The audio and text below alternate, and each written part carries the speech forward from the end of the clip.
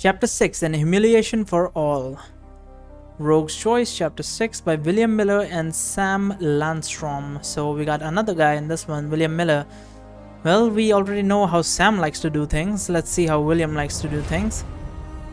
Maybe the first few chapters was by William. I didn't really pay attention who they were made by back in the day. Anyway, freshly healed by the Princess of Aletheia, but still pungent.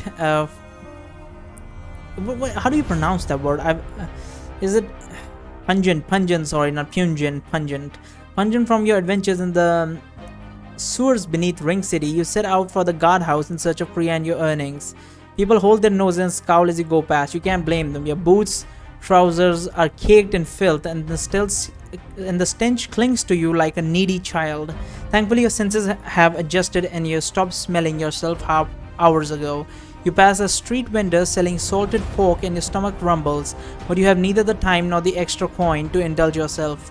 You promise yourself to get back as soon as you get paid. Bleh, Egra says. You would actually eat that? What is that? Salted pork. But what's the problem with salted pork? Are you kidding? You reply needlessly out loud. I could happily devour the entire cart. Humans and their gluttony, Egra says, with more than a hint of disgust. Earthly pleasure comes in many forms, you say cheerfully. A few people throw suspicious glances in your direction. You realize that you smell like dung and now you're talking to yourself, not the impression you want to give in a town as merciless as Ring City. The guardhouse stands at the end of a long stone corridor well lit with oil lamps. A crenellated wall looms overhead with archers peering over the top. A pair of dukesmen dressed in chainmail stand at the end of the... What is that? Stand at the end of the lower drawbridge. Their faces wrinkle at your approach. Smell like you bathe in pig slop, says one of the guard. That's an insult to swine, says the other. Half a dozen pigs growing up on a farm. They smell better. The first guard chuckles. You could insult them, but you could laugh it off, or you could challenge him to a duel for his slight. You need to find Kriya, and she's probably inside already. But you would enjoy teaching him a lesson. What do you do? I think I'm just gonna laugh it off. Who the fuck cares about that? I'm really fucked up at the moment. You let yourself laugh along with them, all in good fun. You do stink after all, but the insult stings, does it? After the day you have had, you better put your sword through his belly. You'd rather put your sword through his belly. However, starting a fight with the city guard would get you nowhere. I'm looking for Kriya. You hold up your hand. About this tall, dressed in a cloak, chesty hair, pouty lips. Go look someplace else, one of the guards says. You spread your hand. She came here with a sack full of rat heads. I'm only trying to collect my half of the bounty on the little critters. As you can probably smell, I've been performing a public service in the sewers, laying siege to the blighters. You smell you just fine, he says, but she hasn't been here, and you are not passing these doors, tracking dung everywhere. Now be off with ya. You could ask for a loan on the rat head bounty. You could try to pickpocket him, or you could try to bribe them with a share of the coins after you've been paid. What do you do? Let's pickpocket the guard. I think the best option. I don't think the guard is going to take a bribe like that, and he's probably going to ask for a shit ton even if it did. Asking for a loan is pointless. Who the fuck would loan someone to some random person? You gotta pickpocket the guard. Morale increases 1, gold increases 4. You shake your head in a... I don't know how would we do that, considering we smell so bad. They'll probably detect us if we stand behind them. You shake your head in a mock frustration. That tears it. You tell the guard in a tone that says it's not between you three. Women cannot be trusted. As you speak, you edge over to them. That's my sense of it, says one guard. Never trust a single one, says the other. Not even my own wife, you shrug. When they aren't a downright duplicitous, they are absent-minded, you say. Then you take a calculated stumble and bump into one of the guards. Hey, he crumbles. Get your reek off me. He shoves you away, but not before you manage to lift a few meager coins from the pocket of his cloak. Suppose I better be off then, you tell them. You turn your heel and retreat down the lane before the guard can check his pocket. That's a bad idea. We should have apologized before we left, so that he doesn't notice. Where could Kriya have gone, you wonder? It's possible that she's been inside the whole time and the guards were merely toying with you. It's also possible she got the reward and left with the coin. It's also possible that she decided to take a fucking bath and decided to not go in there filthy. So maybe she's at the bathhouse, more than likely. It is also possible she got the reward and left with your coin. You hope she didn't pull a double cross. You were starting to like her. You think about her round dark eyes that are as lively as they're mysterious. You close your eyes for a moment and picture the smile she likes to give you in the rare moments when you didn't disappoint her. She has a lot of spirit. You like that in a woman. Her disappearing act has complicated the situation. You need money to buy a dress before the shop closes, and you become the vampire's next meal. Again, your thoughts wander. Kriya in a dress, you think.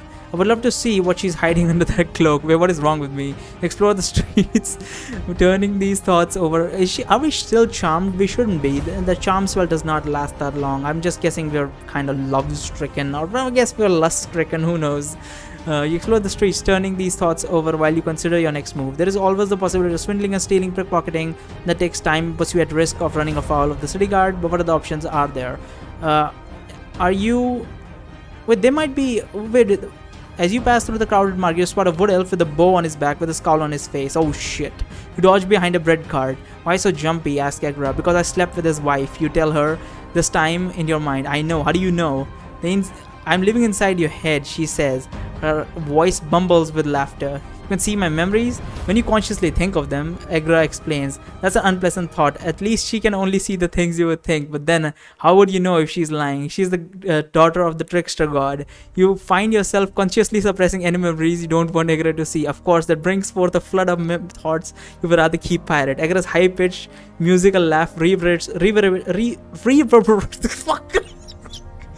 Fuck's sake, are you serious? Reverberates. Fuck's sake. Reverberates through your mind. You curse and slap yourself in the side of the head. Fucking hell, what was that? The bread vendor gives you a sidelong look. It occurs to you that the wood elf might have coin to spare.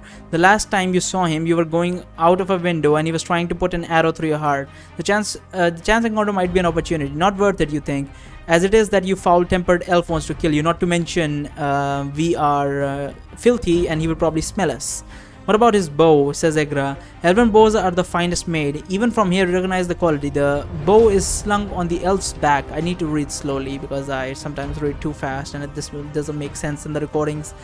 It is currently unstrung, a common practice for archers when they're not expecting to use their weapon. Is it common? A common practice, okay.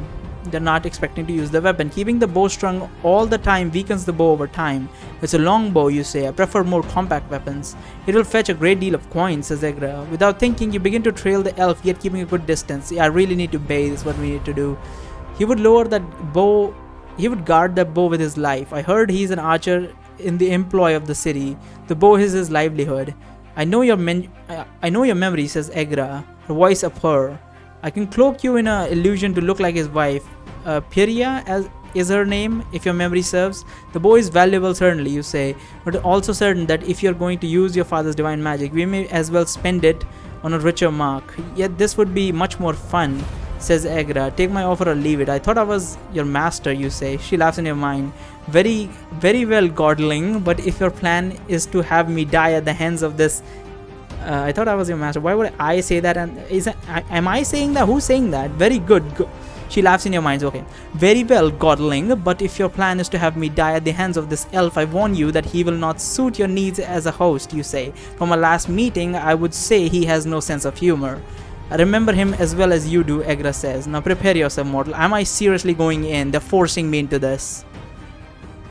Oh, for fuck's sake, I really didn't want to do this, but I guess she's forcing me. What can I do? You look down and you see you've changed into a woman in a green woodland dress with pale skin. The effect is unsettling. By the way, another thing, am I still stinky though with the illusion? The bread vendor gives a start. Pardon me, miss. How long have you been there? He casts about. I wonder where that other fella got off to, he says to himself. And then, can I interest you in a loaf? No thank you, you say, and realize too late that your voice hasn't changed. You cough and clear your throat and put on a falsetto. No thank you. Now for the hard part, fooling her husband. I really hope this doesn't turn into something sexual. Fucking hell, that would be weird. You hurry around the crowd, catch up and tug at his sleeve. He turns, gapes wordless for a moment, then his nose wrinkles. Where did you come from, and what in the name of Ethaniel happened to you? Smell rotten, and why aren't you at work? You keep forgetting about the smell. You'll have to think up a lie, and quick. You could tell him that he fell in a sewer and you got drunk and can't remember. Then you were acousted and barely managed to escape. Fell down sewage, I guess that would be the best one. Might as well keep it simple and direct, you think. I fell down, you explain. I wasn't minding my step, fell into a puddle of filth left outside a Dover shop by these wretched humans. I obviously cannot tend bar smell.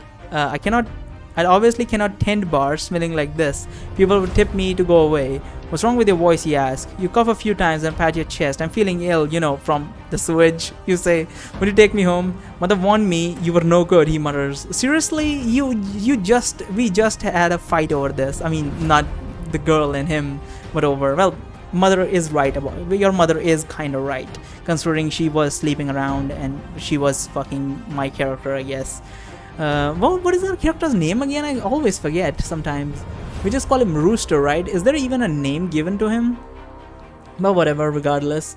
Mother warned me you were no good, he mutters. I'm covered in filth and you bring up your mother. Your voice cracks under the falsetto. Come on, he grabs you by the arm, tugs. You twist out of his grasp and are quickly free. You step away. He frowns in confusion, glances at your arm. What sort of labor do the humans have you doing behind the bar? He says, your arms are starting to feel mannish. It's unbecoming of an elvish woman. Oh, this is getting fun, Egra says. I'm going to let you keep this illusion to see how this plays out. You don't know whether to thank her or curse her, so you choose to do both. You point to the bow on the elf's back. Husband, might I inspect your bow for a moment? I've never before appreciated its beauty. Husband, the elf's eyebrows shoot up. You've never addressed me as such. It does not displease me. The bow, you say, pointing. He scrunches his face. If by bow you're referring to Leliastas, then I say you're having a fit of madness. No one touches her except me, especially anyone who smells as you do now. Leliastas is Elvish for heart piercer, says Egra with a laugh. What a clumsy attempt at thievery this is. Come, says the elf. Best we get home before your stench wears out your nerve completely. Favor decrease. Holy shit, this is taking too much time. I don't have too much favor left. Holy shit. I mean, if I did not do the last mission perfectly, had shit ton of favor this time, my favor would have already run out. I think if the ending I got, I had like one favor left or something. I don't remember, but I don't think normally you have this much favor as much as I do, because I purposely I could also boost my favor, but I don't want to do that. Maybe I want to do that. That would be cool too, if I can use the luck to see how far this can go. 10 minutes later, you're in a shabby dwelling. Isn't he employed in the inner city or the middle city or something? Shouldn't he get more money?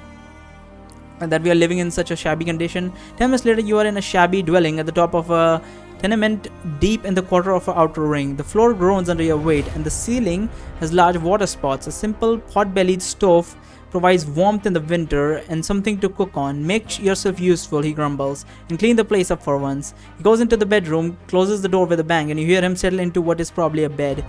He took his bow and quivers of arrow with him, probably sleeps with it, you think. You look around. The wife is not much of a housekeeper, you have to admit. The table is covered in dust and food stains. Cobwebs festoon the corners, sand grits under your feet. You doubt there is much to see. A waste of an illusion, you think. You thought he would make a good mark since he hated you anyway. Better to double down on old enemies than make new ones. Still, this is slim pickings.